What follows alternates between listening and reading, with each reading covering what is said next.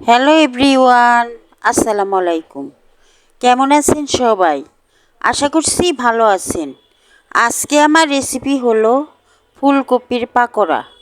আশা করছি রেসিপিটি আপনাদের ভালো লাগবে। তাহলে দেখতে থাকেন, আমার সাথেই থাকেন। তাহলে আমি শুরু করি। আগের থেকেই চুলায় পানি বসিয়ে রেখেছি। পানিটা বলক এসে গেছে। পানিতে 1 চামচ লবণ দিয়ে দিলাম। এখন ফুলকপির টুকরাগুলা এই বলক ওঠা পানিতে আমি দিয়ে দিলাম। ফুলকপির টুকরা দেওয়ার পর আমি সেদ্ধ করে নিব। এই ফুলকপির টুকরোগুলা একদম নরম করে সেদ্ধ করা যাবে না। একটু সেদ্ধ হলেই এই পানির থেকে ফুলকপির টুকরাগুলা তুলে নিতে হবে।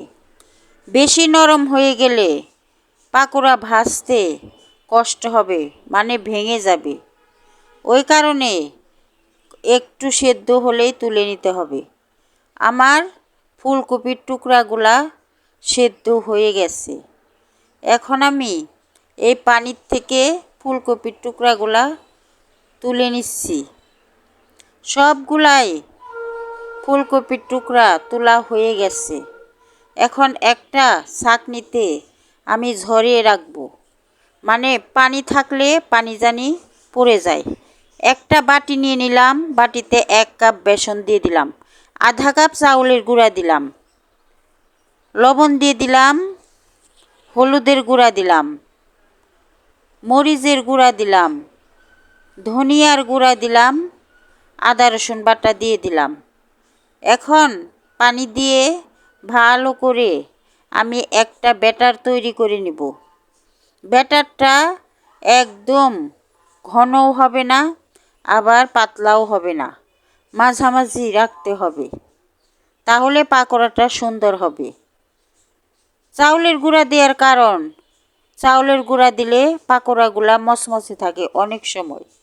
আমার ব্যাটারটা তৈরি করা হয়ে গেছে। এখন ভাজার জন্য চুলায় চলে গেলাম। চুলায় প্যান বসিয়ে প্যানে আমি বেশ পরিমাণ তেল দিয়ে দিলাম। এখন এই ব্যাটারের মধ্যে ফুলকপির টুকরাগুলা ভালো করে এপিট ওপিট চুবিয়ে তেলের মধ্যে ছেড়ে দিতে হবে। আমি এই পাকোড়াগুলা একটা একটা করে তেলের মধ্যে ছেড়ে দিলাম। এখন কিছুক্ষণ ভেজে নিব। এই সময় চুলার জালটা মিডিয়ামে রাখতে হবে, তা না হলে পুড়ে যাবে। আমার এক পিঠ ভাজা হয়ে গেছে। এখন আমি পাকোড়াগুলা উল্টিয়ে দিলাম।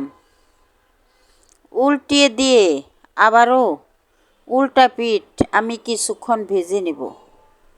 কিছুক্ষণ ভেজে নেওয়ার পর আবারও উল্টিয়ে দিতে হবে। আবারও আমি উল্টিয়ে দিতেছি। উল্টিয়ে দিয়ে আবারও কিছুক্ষণ ভেজে নেব। এইভাবে সবগুলা পাকোড়াই আমি ভেজে নেব। এখন পাকোড়াগুলা ভাজা আমার হয়ে গেছে। এখন তেলের থেকে আমি পাকোড়াগুলাকে তুলে নিচ্ছি। একইভাবে বাকি পাকোড়াগুলাও আমি ভেজে নিলাম। একবার এইভাবে ফুলকপির পাকোড়া ভেজে খেয়ে দেখেন। এটা ভাত, খিচুড়ি আর পোলাওয়ের সাথে খেতে দারুণ লাগে।